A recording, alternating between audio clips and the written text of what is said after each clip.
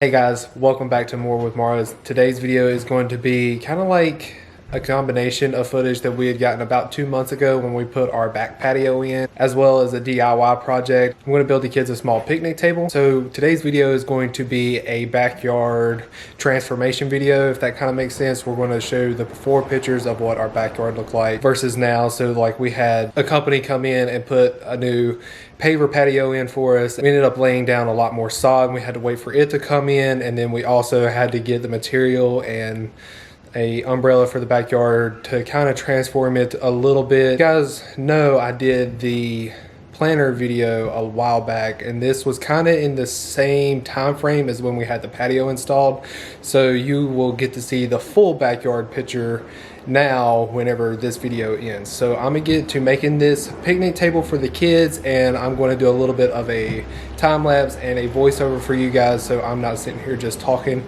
and boring you guys to death. Hey guys, welcome back to another More with Morrows video. In today's video, we are going to be showing you guys how we transformed our backyard into an area everyone is going to be able to enjoy. And I will also be doing a DIY picnic table towards the middle of this video, so you guys have to wait around to see how that turned out.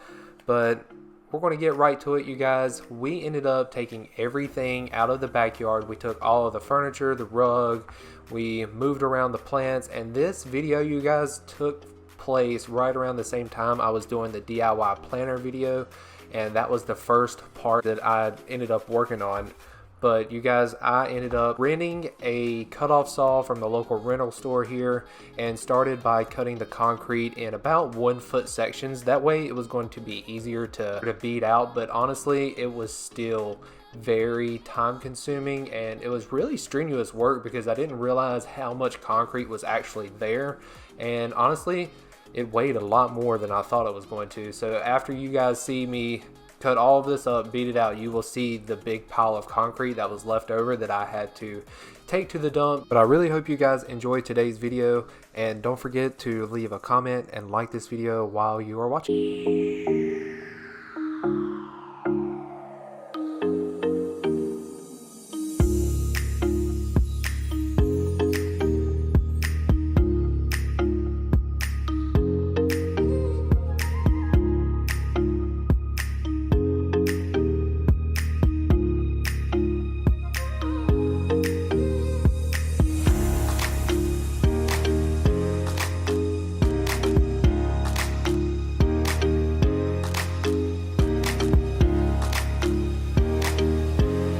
So once you start watching this part of the video right here, you will be able to tell how much work was actually involved with taking out all of this concrete.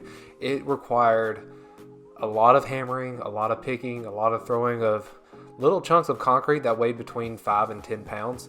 And you guys can see it was starting to pile up very, very quickly.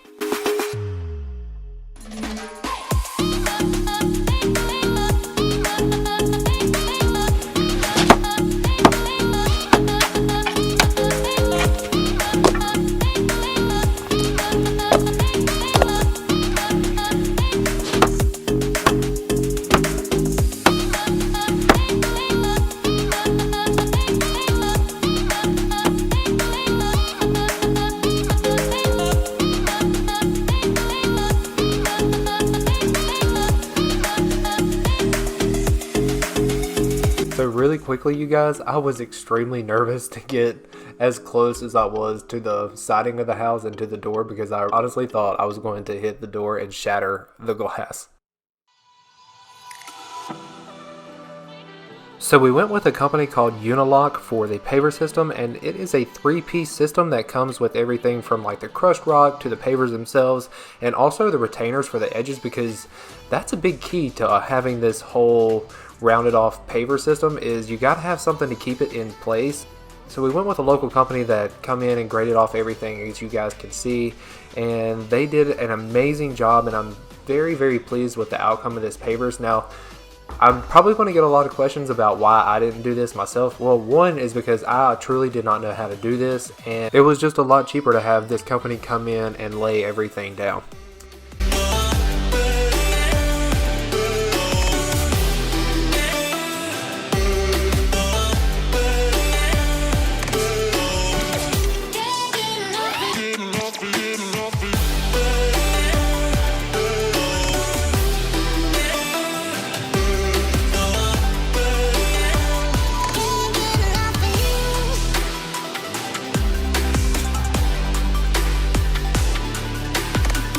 So right here, you guys, you can see that they're coming in and laying down their first part of gravel. Now they ended up backfilling everywhere that they graded off by about 6 inches. So there's 6 inches of crushed rock, and then they come in, flatten it out, add another layer of crushed rock, and then they start with their paver system.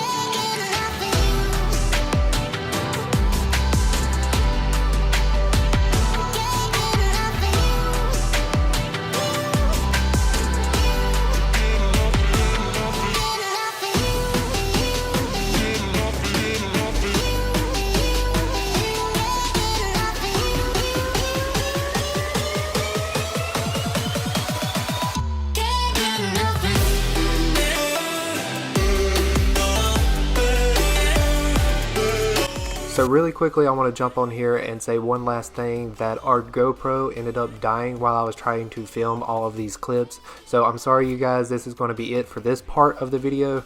Now you will obviously see the final result of the pavers and everything at the end of the video. So please stick around because there's a lot more to this video. So it gets really good with this picnic table that I made for the kids.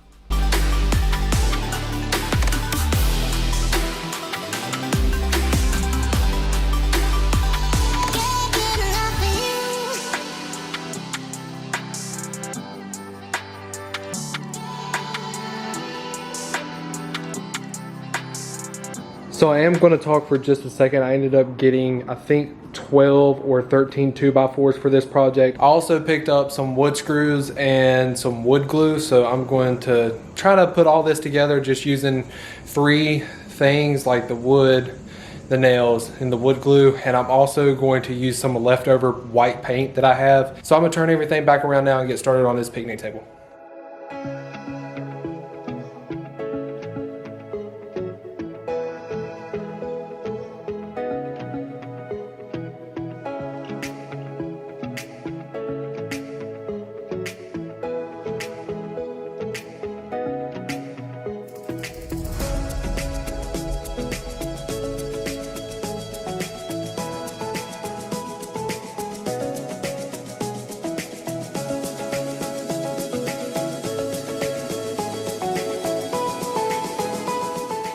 So first off, you guys, I went with a very basic picnic table for the kids, and what I ended up using was 2x4s, 2x10s, wood screws, glue, and some white paint. But I want to talk about how I put this table together. You cut the legs at a 45-degree angle for your ends, and then you butt up them with the top support that is also cut at 45-degree angles, so it gives you that nice overlay from where your tabletop is going to separate from the legs.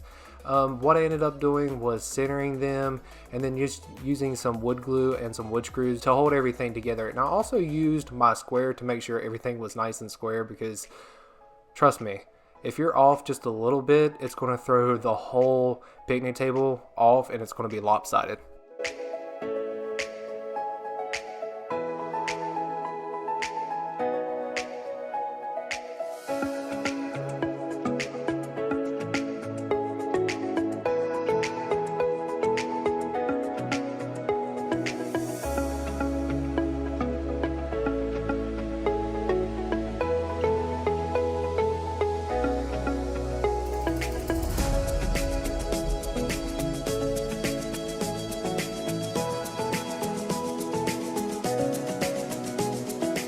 So quickly before I forget, I want to also mention that this picnic table is very much like a mirrored, cut everything to the same exact measurements, like all of your legs, all of your supports, all of your seat, like your supports for your seats, everything was cut the same. And once you get that out of the way, you can pretty much just start putting everything together, and it went very smoothly.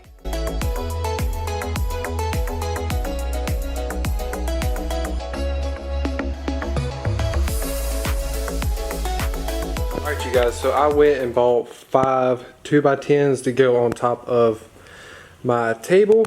But what I'm going to do now is I'm going to get the rest of my painting stuff out. I went and bought some Valspar exterior white paint, and the bottom of it's going to be white and the top is going to be stained like a natural wood finish color. So that's what I'm going to get started on now. I got to get the paint stuff from back there. I'm going to get my paint gun out and I'm going to paint this outside. That way it goes by really quick because it is too hot to be hand painting this thing today.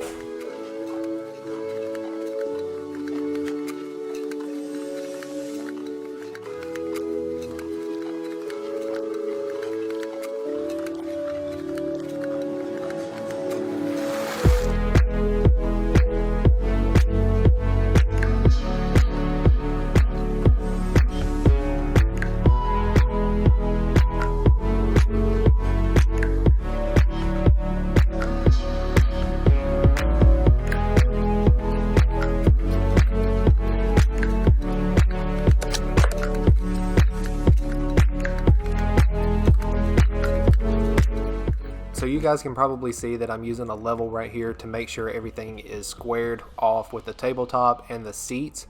And I did this because I did not want it to just eyeball it. I wanted it to be perfect. And once you start getting that first one set, only thing you had to do was just use your square to get your spaces in between your 2x10s, and it was pretty much just a breeze from there on out.